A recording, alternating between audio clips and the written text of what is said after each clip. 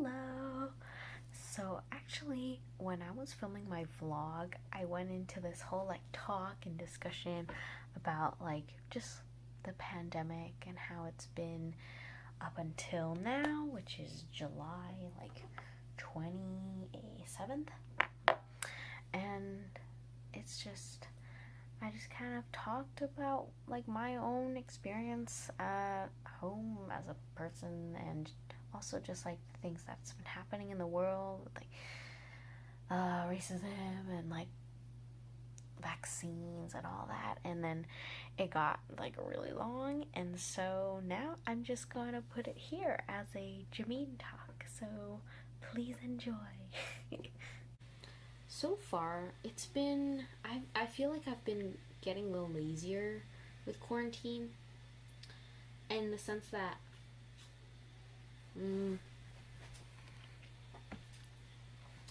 it's not exactly super lazy. Maybe I'm just being less motivated, but there's only so much laziness that I can personally take. Today I was pretty lazy. I was on my phone a lot, which is probably why I didn't film it, because I film with my phone and I need my phone if I'm going to noodle around on YouTube and stuff. I'm saying that a lot. Noodle. My new catchphrase. So many new catchphrases this quarantine. Very interesting. And my cringe little sister is just really, really egging me on with those weird phrases. Anyways, yeah, so even so, I feel like the reason why I'm so productive right now is because I know I wasn't productive then. So there's only so much unproductivity that I can take, and then after that I get kind of stressed, as in oh my gosh, I need to do something, I don't know, humans, we need a purpose, we need something to keep us going, and work is that. Yeah, whatever work it may be. And yeah, I don't know, I'm definitely slacking on the clothes. I used to dress up for class and stuff, but I think I stopped doing that because I think especially when my classes got earlier and earlier and earlier as I went through this quarantine, up to the point where now I have 7 a.m. classes regularly, as in 2 days a week, which already sets the tone for my week.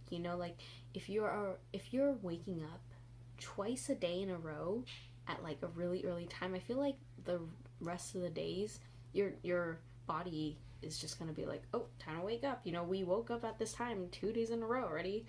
And so I feel like that kind of sets the tone. And so because of that, I need to drag myself out of bed because I have class, and I have to look Zoom presentable, as in I don't know, maybe brush my teeth and readjust my flies, although my flies are untamable, as you can see. So I kind of gave up on that, so people can enjoy my flies. I'm a little lion, basically. I have a mane. But yeah, I don't know, I've become lazier in my appearance and stuff. And also, I am so lazy when the sun is up. Okay, so today it was really hot, really hot, and I think that's why I was so lazy, because it was just so hot and stuffy in my room because the sun was coming in, and I have carpet, and I'm just not feeling it. It's already the middle of the day, and I'm really not feeling it. And I feel like that has been consistent with quarantine, from 2 p.m. to 6 p.m. I'm no thank you. And then when my mom is cooking dinner, I'm oh shoot, and then I speed through my work for 1 hour, as opposed to the 6 other hours I could have done that. And then I work real hard after dinner, and then I sleep. I try to sleep a little earlier for the sake of my earlier classes, but honestly, today I'm probably gonna sleep late because tomorrow I don't have to wake up early. But yeah. But in general, I was not too affected okay, first of all, I didn't get COVID. So, like, praise the Lord for that.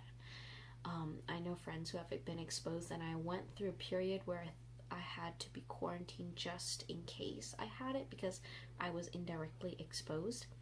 So that was very interesting. That was really interesting. That was really like, that made me really kind of internalize and realize, like, whoa, like, this is a real thing. Like, I could potentially be infectious to someone, and that's why I need to stay in this room. And I was like, what do I do? Like, all I have is this.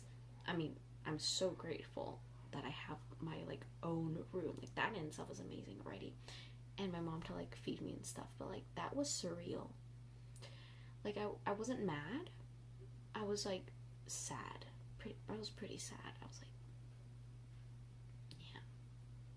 Like, my mom would, like, kind of, I don't know, I just really miss, like, human contact. Like, the first thing I did when I realized, when I got the test back that said I was COVID negative, I hugged my dad, and I was like, oh my gosh, I can hug people now. I just miss that contact. I think that's what I'm really missing this quarantine. Hugs. I really, really miss physical touch. I feel like that's my love language. Love language, one of them is physical touch. I think another one is a little higher than physical touch, but physical touch is up there. So I just miss hugging people. Yeah. I don't know. This quarantine, I wasn't that affected, like, as in social wise. So I know a lot of people who are, like, crazy and, like, a little insane because they're like, I need to see people, I need to, like, socialize. I personally, I felt that. I'm feeling that much more as quarantine went by, but I think I stopped feeling that now because I actually see a lot of people now. Because now it's interesting. Now we're basically getting ready to reopen, right? There's no more lockdown. Actually, we don't even have to wear our masks if you're vaccinated. And the reason why it's so backwards, because technically in like a health mindset, it is the unvaccinated people who don't need to wear a mask because they don't need to protect themselves, whereas the vaccinated people are okay, but they need to protect the unvaccinated people, right? But it's backwards because they need to incentivize, give incentive to the unvaccinated people, being like, yo, like, you're gonna be at much higher risk now because people aren't wearing their masks and you're not vaccinated and you can get it so much easier. And I feel like that's, like, the backward, like, incentive. But, like, I'm taking public health now, and honestly that's, like, the only way to really get people, like, moving. Well, not the only way, but I feel like that's the reason, or the way that they've resorted to now. It's crazy. Like, Ohio started giving out, like, lottery money, like, thousands of dollars. I was like, I was on the phone with my friend on Zoom, and I was, like, hysterical about it because it was just so, like, it's just so stupid. Like, oh my gosh, it's just crazy. But, like, then I need to, like, step back and, like, have a little compassion and just sometimes that's just not how people think. But, like, it's just so insane and crazy and, like, sad, and, like, I still think it's pretty stupid though, just because, like, if you think about it, the rest of the world is, like, really, like, waiting on these vaccines. Like, people come to America, they'd fly over, and of course they have to be, like, wealthy enough to do that, right, and have the resources and have the connections and whatever, and those people come over just to get the vaccine. And now we're actually throwing away vaccines. I know someone who works at a health center, and they said that they're starting to throw away the doses because it's expired. They came in, like, a few months ago, maybe, like, July or something, June, and now it's, like, July. I don't know, it's been a few months, a few weeks, a month or two, and, like, now they're expired. And it's just, like, crazy how so many people still need it, and we have so much that we're throwing it away, and yet people still aren't getting vaccinated. That's crazy. Yeah, I think that's definitely a point of frustration for a lot of people that I talk to, like a lot of my friends and just like my circle of peers and friends, like they're just really confused and angry and just like annoyed, you know, like just why don't you just get vaccinated? You know, like it's a very, you're basically inducing a natural process. This process will happen one day. It will very likely happen within your like 85 years expected years of life. You know, you will probably get exposed to like all types of germs and bacteria and viruses available on this earth, right? Just by living. So like you will get exposed to it, and your body will have to react and naturally produce like antibodies to like fight against the pathogen, right? And so might as well just inject a little bit that is harmless. This is a harmless version of the pathogen, which is the bad stuff, the germs and stuff that you will already be exposed to, you know? And here you're just putting a needle in and putting in a non-harmful one that will trick your body into basically forming like soldiers against this specific pathogen. And so the next time you're exposed to it, you don't feel anything because your body's already fighting it, and it's done. It's a done deal. It's such a, if you really think about the science behind it, it's actually pretty natural, aside from injecting like the thing, of course, invasive. That's annoying and scary and yeah, definitely not fun. But it's just, when the world health is at stake, there's just more than yourself that to think about, you know. And if you can't do it, you know, I know some people who also choose not to be vaccinated, and they're like dear friends of mine. I love them, and they're great people, but like personally, and yet they're still following all the guidelines. So there are ways to get around your like beliefs while still being respectful to people, you know. But like you hear a lot about like the news and everything, and it's just people just not caring, and it's just like, oh my gosh, it's a cray world.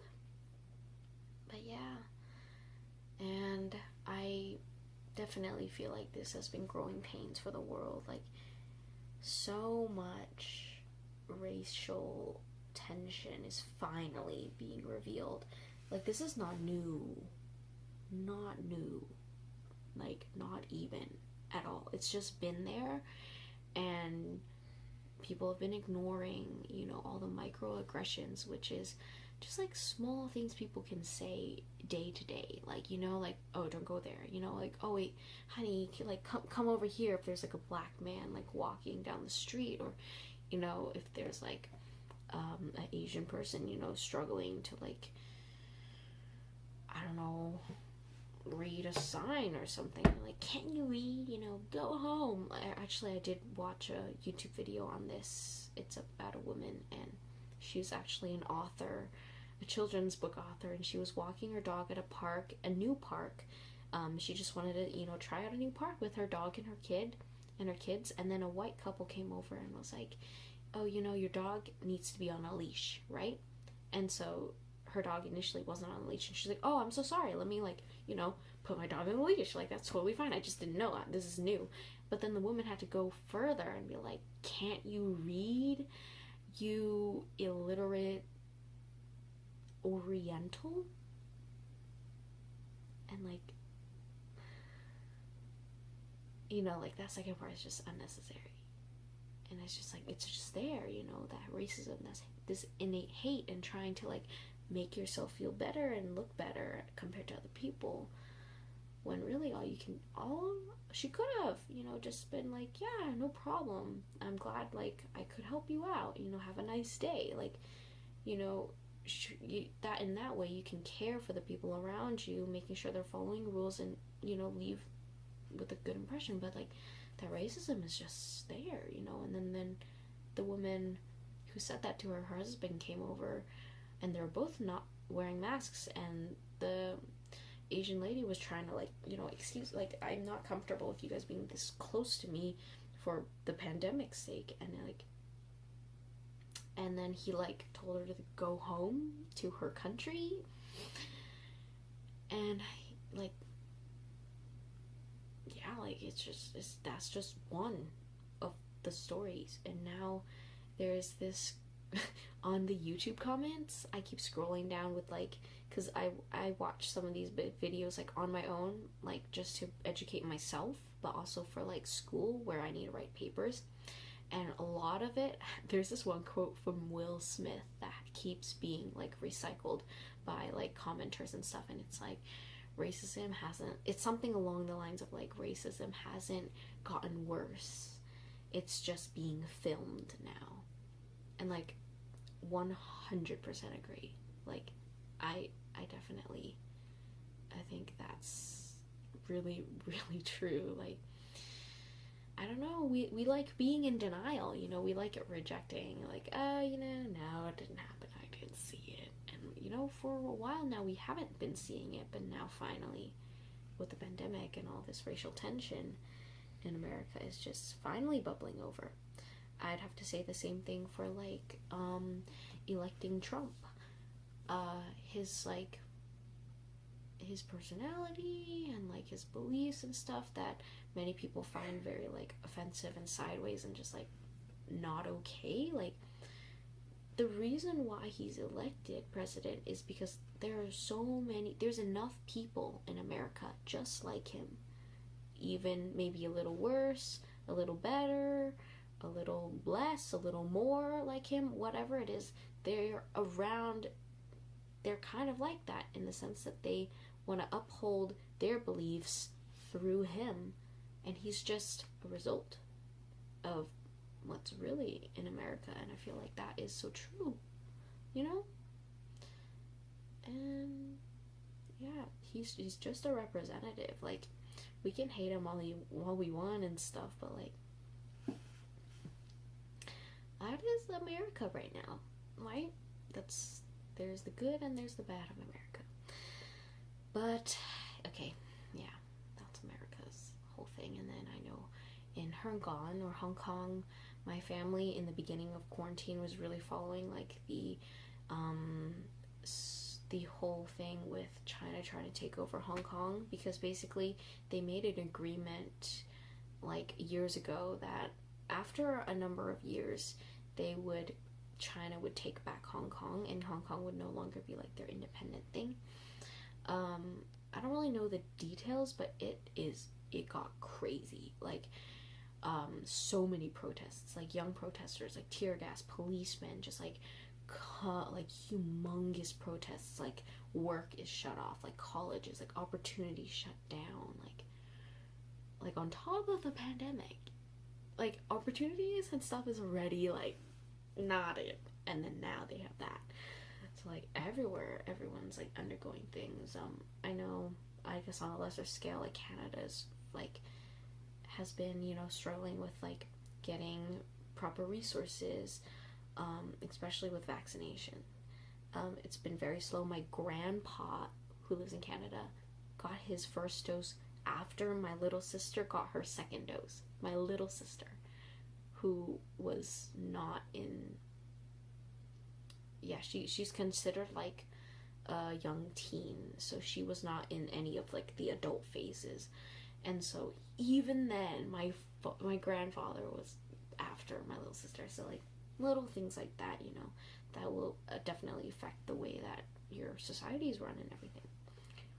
But okay, that was a big spiel.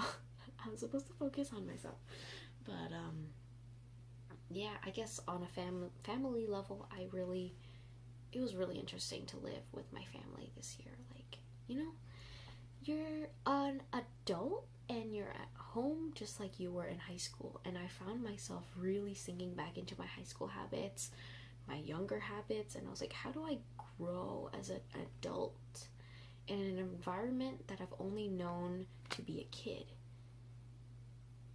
So I feel like that has been kind of a struggle, and one of the reasons why I'm really excited to go back to college, just to regain my sense of adult independence, right? It's like, I don't know, it's hard, and like, when do you think, like, when will we ever again have familial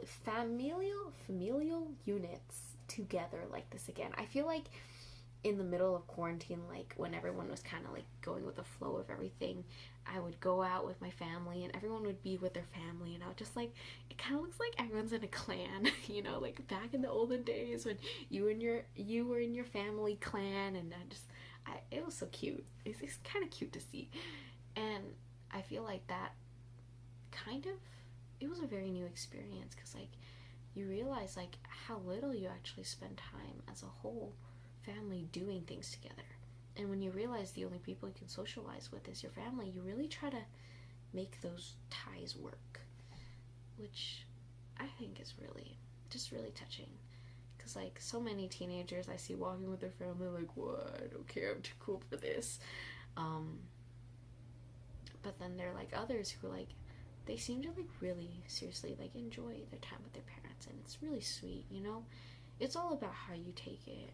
Like, if you want to be like standoffish and be like, I'm too cool for this is so annoying, I'm with my family all the time, I want to be with my friends, like you can choose that mindset. Or you can be like, I get to spend time with my family, like when will I ever have this kind of close, like, although like albeit required closeness. But with that also comes so much family drama, like just so much, like even within my own household, just so much things coming up, you know, just lots of things bubbling to the surface. It's finally, the truth is coming out, is how I see it, like the real feelings, emotions, just the truth. I'm definitely someone who likes to dig for truth, so I don't like it, in the sense that I don't like being challenged like this, because why would anyone like being challenged and like you know, just like having to tear themselves like apart to really find like our inner like troubles and fears, you know? That's hardcore stuff. And I feel like God has been using this time to really just uncover all of that and finally get to the deep stuff. And while I don't like it, I really appreciate it, and I think it's really, really well needed. It's a odd opportunity. It's a very odd way. God, why? So weird. Why are you so weird? But yeah, honestly, I think if I were to put my faith into this, I know that everything is in God's hands, you know? He is, I think I remember seeing a sermon about, like, why would God allow bad things to happen? And I was really intrigued, because I know a lot of atheists and people who question my faith, that's like the first thing they'll ask, like, how can you believe in a God that allows all these bad things to happen? And I'm always ready to have that conversation. I love hearing what people have to say, and I love that they're also equally willing to listen to me. I think that's just so wonderful that we can converse like that. But like, I think I was a little conflicted, to be honest, and still am, because it's like a journey, you know? That's how I know my faith is alive, is when I'm challenged by these questions, and yet I can still go to the Bible and still see the truth and be like, yes, you know, this is still true. And one of the pastors, he was preaching, and he said that God is in control of everything, including the bad. The good and the bad are all in his hands. And you see, if God is not in control of the bad, then that means the bad is in control of him. Or that he just doesn't have all control, you know? And that he doesn't, that means, that's to assume that means that he's shocked, you know? Oh my gosh, it's a pandemic. Oh my gosh, is that a murder? Like, oh my gosh. And God's not like that, you know? He knows. He's all knowing. And so I think it kind of brought me back to like characteristics of God. Like it made me realize, like, yes, like reaffirm, like, that God is all-knowing and he is all-powerful and he is in control. So that does mean that he does have control over the bad as well as the good. And at the end of the day, or when Jesus comes back, he will judge fairly. And that's where your faith has to come in, or my faith has to come in, where I believe that he will judge fairly. He will judge with truth and justice and good. And I think that's why in each and every one of us, we also seek for justice. This is why we're so mad, so not okay with things like racism, with things like just not okay. Just not okay, because the Father, God, is not okay with that either. And he wants his children to also know that too. And we have that in us. And that is just, I feel like that just really like reaffirms like our connection, with God. He has still put his heart in our heart, just a little bit in there, and even though we have to fight to find it, it's there. But yeah, that was a very long talk. I think I will post this somewhere else. This will not be in my vlog. But it's been a while, so I will leave it at that for now. Goodbye. Thank you so much for listening. Let me know what your thoughts are and stuff. And I still have to eat this watermelon. Yep.